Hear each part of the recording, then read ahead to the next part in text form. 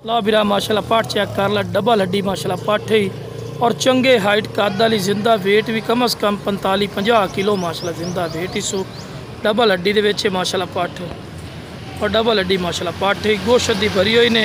और जनाब जिस बंदे को लियांदी होंदा 2.5 महीना की गब्बन है ग्रंटेड 2.5 महीना की बिरा गब्बन है। लेकिन इंशाल्लाह सौदा बिरा खाली दमड़ा ने सारी डिटेल इंशाल्लाह देवांगे वीडियो ना रखना ठीक है बिरा, क्योंकि जो भी डिटेल होंगी ना जानवर के बारे वो सारी तुहानूं दवींदी है, क्योंकि तुहानूं भी बिरा पता लगे, क्योंकि तुसीं साडे ते एतमाद और यकीन करते हैं।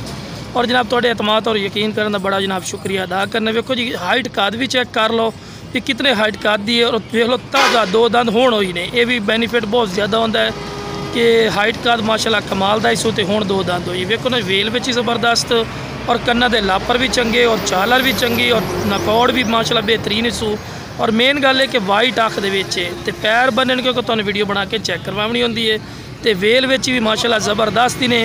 और बिरा यह पट्ठा होंदियां पईयां अगर तुसी मंडी चले जाओ या किसी अयाली कोल पुछ लई सुनो तो आखसन जी नाल दी बढ़नी बंद हो गई है तो डिमांड की कर लई सन जी 70,000 दी है जी 80,000 दी है। और ये हकीकती गल कर रही है, लेकिन अपना बिरा वो डिमांड नहीं होनी ने इंशाल्लाह जायज़ मकूल डिमांड हो सी।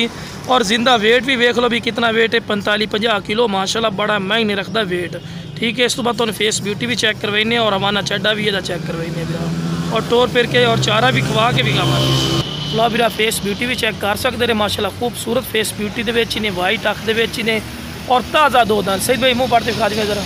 लो जनाब ताज़ा 2 दंद 4 दंद भी होवे बिरा 1 रुपया नहीं लवांगे तो कद वेखो तो चौड़ी छाती माशाल्लाह छाती वेखो गोश्त दी भरी और बिल्कुल रेशम वाली कर पशम।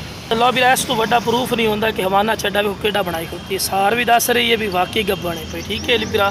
लेकिन सौदा खाली दोमड़ा ने तो चड्डा वेखो कितना पट्टी खलोती है चंगा चड्डा बनाई खलोती है ठीक है बिरा। अल्लाह के फजल करम अगर गब्बन निकल आई तो बिरा तुहाडे डबल ट्रिपल नोटां दी माशाल्लाह पट।